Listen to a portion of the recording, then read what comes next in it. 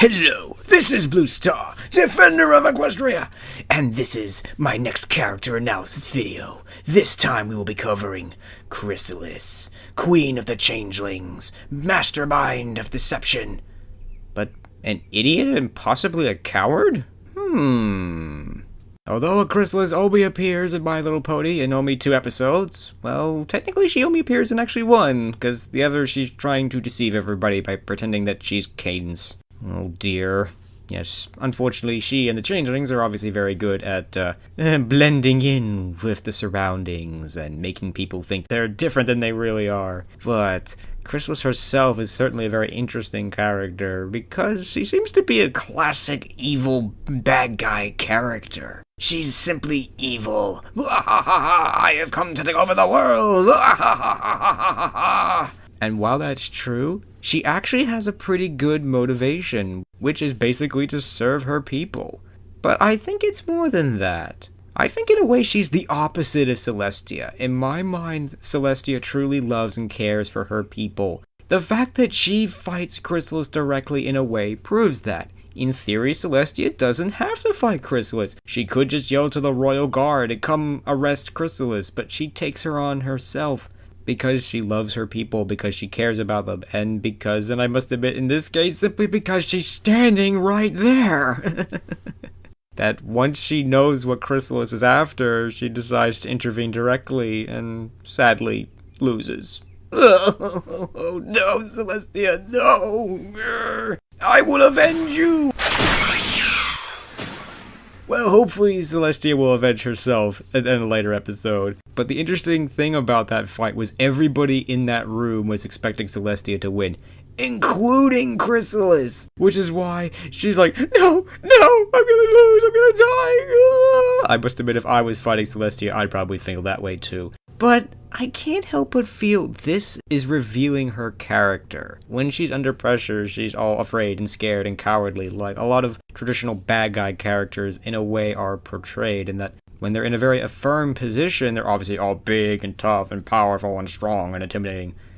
But when something like all their guards are gone and they're standing in a room surrounded by their enemies, that all changes and now they're all cowardly and like, please don't hurt me. But yeah, I do think that Chrysalis is the opposite of Celestia. I think while she serves her people, I think in the end she ultimately is serving herself. I mean, she certainly addresses her own subjects in a very different way than Celestia does. It's like when she tells the guard to like go feed, it's like, you do realize the reception's been cancelled. Go feed! You know, it's much more almost hostile in, kind of a way. Celestia might say something like, I guess, oh, go, my guards, you have served me well. Go and feed. I don't know if that's really what Celestia would say, but that definitely is much more Celestia's character. So, yeah, I think Chrysalis is the opposite of Celestia. Chrysalis ultimately serves her people, but ultimately I don't think cares about them very much. And I must admit, I think that she's a little bit of a coward. Again, that little glimpse during that fight really does show that she's really, really scared. It's like, oh no! But the other point we see this is when she realizes that Shining Armor and Cadence are basically powering up and about to defeat her. She goes, uh-oh, maybe I should not have completely ignored them. I want to say that she's a coward. It would sort of fit, but there's in a way no real true evidence to support that other than, that brief moment during the fight with Celestia. But again, if I was fighting Celestia, I would definitely be afraid and scared. But again, that was an interesting moment, the next moment, when she defeats Celestia. Because again, everybody was expecting Celestia to win that fight. It was like, wow, did I do that? I beat Celestia. Yes, I did it. Okay, yes. Oh, good. I'm big and powerful now. Yes. You can see how quickly her expression and everything changes. She goes from being, oh my gosh, I'm gonna lose, to I'm back in charge, which I think is very revealing of her character. But of course, the biggest thing that unfortunately defines Chrysalis is unfortunately her stupidity. She seems to be a fairly intelligent character. She is a mastermind of deception, but she's also an idiot at the same time. I probably will make a whole video about how Chrysalis made all these terrible, stupid mistakes and how these ultimately led to her downfall. I must admit, Anthony C. Did a pretty good job of explaining why the changelings' tactic of essentially breaking down the front door didn't make any sense. The changelings are obviously more quote-unquote stealth kind of a thing. They're really meant to take the place of like a loved one or something like that and then feed off their love. So for them to do something like basically kick down the door and basically invade in this very hostile, very obvious way doesn't make a lot of sense. Obviously, Chrysalis is defeated ultimately by her stupidity and basically her arrogance. That's definitely another thing. She's definitely an arrogant character. Again, when she addresses her guard, she does it in a very arrogant, come on, you idiots, go feed, you morons. And yeah, I mean, it's her arrogance and her stupidity that ultimately bring her down, that, she basically ignores the main six completely. She walks out to the balcony and completely ignores the fact that 6 of her most dangerous enemies are standing behind her, completely unsupervised. I mean, they could just turn around and walk out the front door if they really wanted to, or shoot her in the back or something like that. But that is often a trait that is portrayed in these kinds of, I will take over the world kind of a character, that they're very arrogant and very foolish, but can be very cunning at the same time. But again, it's her stupidity that ultimately brings her down. I mean, if she had actually been paying attention to what was happening on behind her, she probably wouldn't have lost. She probably would have taken over Cantrelot and then probably eventually Equestria, which obviously was a good thing for us. It was a bad thing for her. But I must admit, I really like Chrysalis. I like her character. Because it is a classic bad guy, in this case, I guess bad girl character. Her motivations are very evil. But I like the fact that she does have a really good motivation to basically serve her people, to help them find food and stuff like that. And I think that ultimately she does care about doing that. But I do think that she's also doing this not only just for that, but for her own power. I'm sure she was looking forward to basically being Queen Chrysalis of Equestria, and all that stuff. I'm sure she was looking forward to that. But nope, that didn't happen. But I think she will return. And she won't be very happy. No, she will seek her revenge against the main six. Ooh, that could be very, very scary.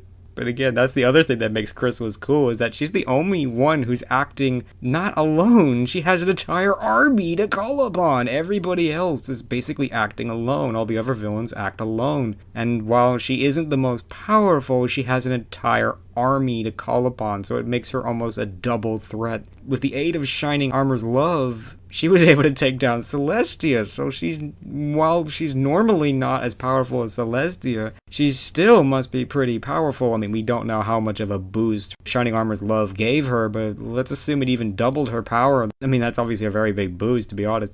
But yeah, I mean, that still means that she's reasonably powerful. That means that she might be able to beat Twilight in a full-on fight, but I don't know. We'll have to see about that. But again, even if that doesn't work, she has an entire army she can call upon. So, that's why I must admit I like her. They're definitely my favorite villain because they are the most threatening and the most direct, but they still have a really good motivation, and that they're not simply, we want to take over the world because we want to take over the world. We want to take over the world because it's basically the best source for food and stuff for us. So that's kind of cool. I mean, and the best part is, no, they don't eat the ponies. They feed off their love and everything. Again, only in My Little Pony.